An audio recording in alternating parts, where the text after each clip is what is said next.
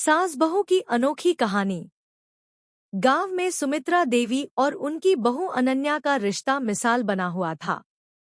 सुमित्रा देवी जहां परंपराओं की कद्र करती थी, वहीं अनन्या आधुनिक विचारों की थी। उनकी सोच और आदतें भले अलग थीं, लेकिन उनका रिश्ता बेहद खास था। शुरुआत। अनन्या की शादी हुए कुछ ही दिन हुए थे। सुमित्रा देवी का मानना था कि बहू को सुबह जल्दी उठकर पूरे घर का काम संभालना चाहिए।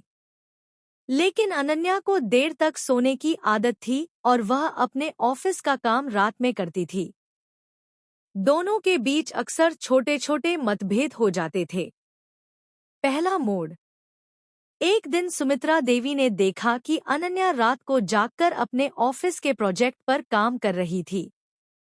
उन्होंने पहली बार महसूस किया कि अनन्या सिर्फ घर नहीं, बाहर की जिम्मेदारियां भी बखूबी निभा रही है। समझदारी का पुल। सुमित्रा देवी ने अनन्या से बात की और उसकी दिनचर्या को समझा। उन्होंने तय किया कि सुबह का काम बांट लिया जाएगा ताकि अनन्या को अपनी नौकरी में दिक्कत न हो। दूसरी ओर, अनन्या ने भी महसूस किया कि सुमित्रा देवी की सलाहें अनुभव से भरी हैं। उसने सुमित्रा देवी से घर के पारंपरिक व्यंजन बनाना सीखना शुरू किया। मजबूत रिश्ता।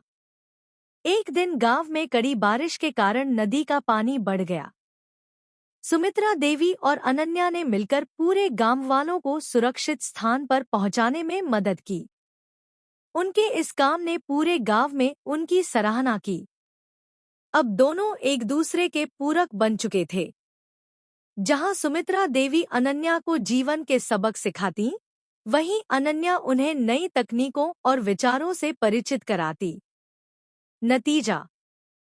सुमित्रा देवी और अनन्या ने यह साबित कर दिया कि अगर समझदारी और आपसी सम्मान हो, तो सास बहू का रिश्ता सबसे खूबसूरत बन सकता है।